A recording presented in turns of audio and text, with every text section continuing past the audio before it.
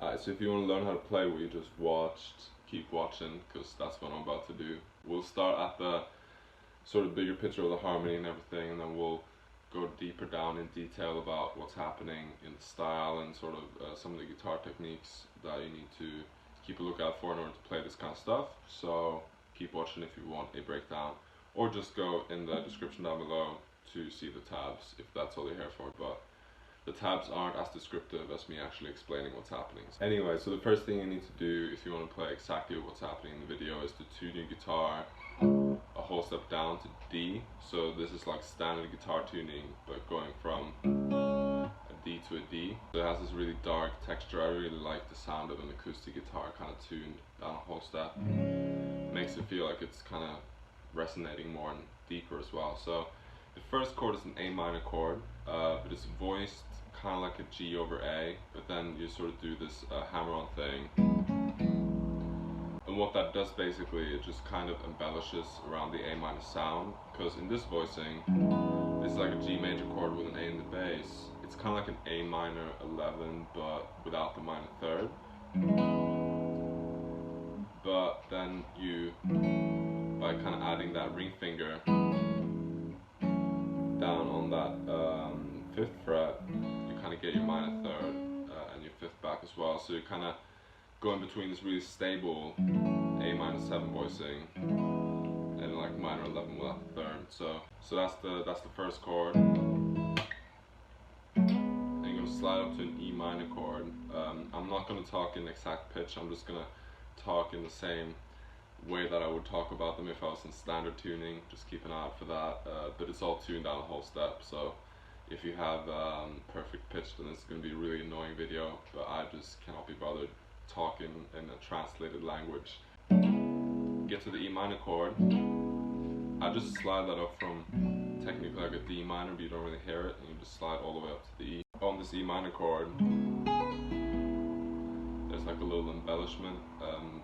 That's just a hammer on the B string, and like a hammer on pull off thing on the E string before you hit the B and G again. Just make sure you get that slap in there as you're doing the embellishment. Just kind of slap as you're hitting that top E string. And then you get to the F major 7 chord. Same kind of stuff there, like a little bit of an embellishment. So the like ground sort of chord you're holding down is the bar chord on the 8th fret, and then just these two. So it's kind of like a minor 9 type voicing really, but then you're gonna pinky hammer on the pinky on the B string before you hit that top E.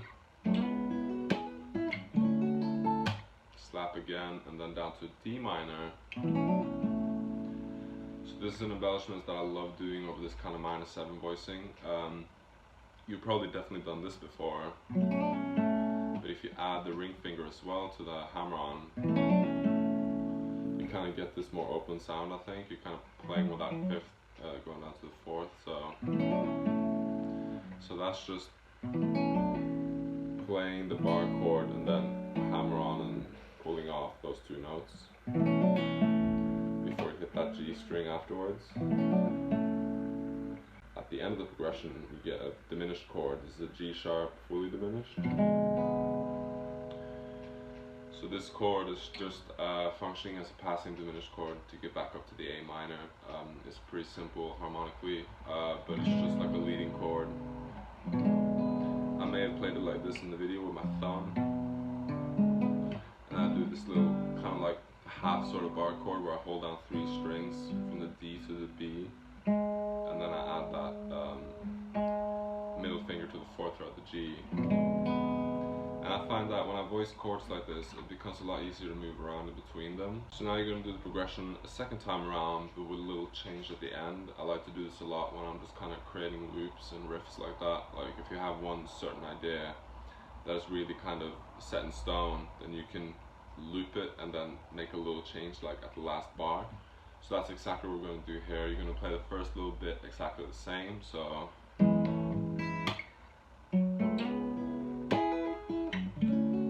but then when you get to the F major,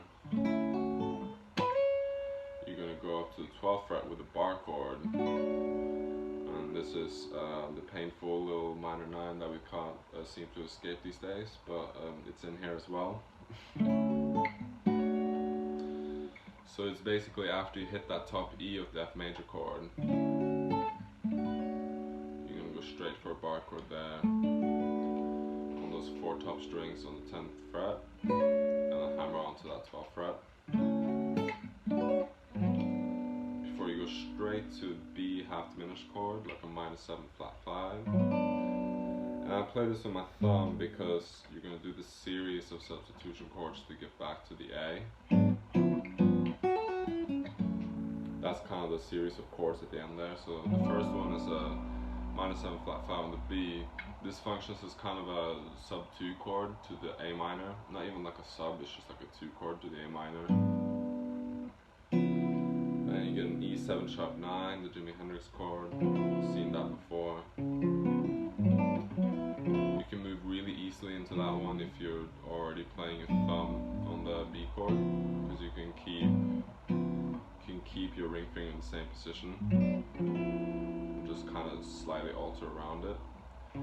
So that's 7, 6, 7, 8 from the A string, and then the next chord is like a B flat 7 with a flat 5, and this is like a tritone substitution chord to go down to the A.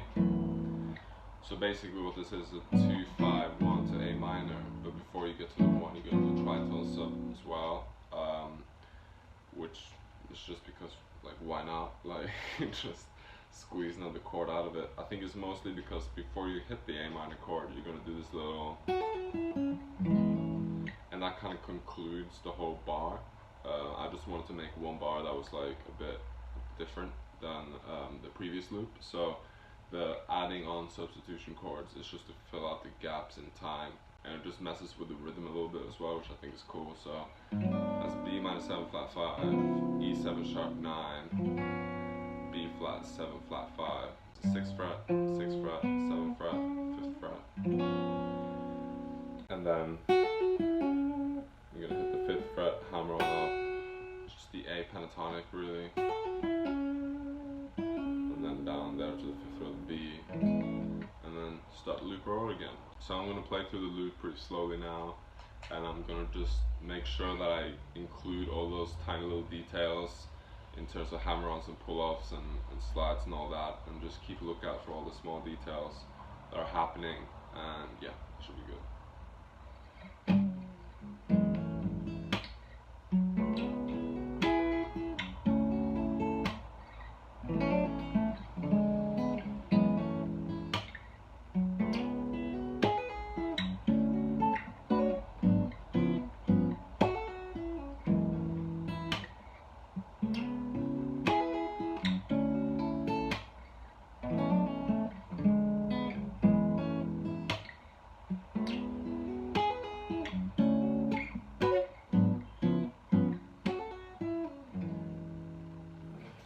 So a couple of things you really want to think about before you start sort of getting into playing this is, one is internal rhythm. So this is like a huge point that I try and make all the time. Really, it's just so important that you have the groove in your body before you try and play this whole thing. One thing that might not be as obvious when you get into playing this stuff is that the right hand is always doing that slap to hold the rhythm, except for in a couple of places where I'm kind of leaving it up to the chords to lead it, but it's really important that that stays consistent, because if it's not, then it doesn't sound groovy and people don't feel that sort of sense of comfort in the groove. And like if you play this kind of stuff without that slap or without feeling like you're kind of locked into that rhythm, then people aren't going to feel it the same way. It's just going to sound like kind of a random ensemble of chords. Really, it's just going to be a bit uncomfortable. So one thing that I recommend is to literally just play the bass notes with the groove at the same time, and then when you feel like you can play the bass line with those slaps consistently, then start adding your chords in. And when you can play the chords with the slaps consistently, then start adding these little embellishments. So to kind of demonstrate what that kind of looks like, I'm just going to keep building it now from like the ground up, and then add more and more, and then at the end of it you'll see how all of it is just like, you know, kind of big ensemble of like chords, rhythm, melodies, little embellishments, bass, you know, all that happening at the same time. So this is kind of what that ends up sounding like in total.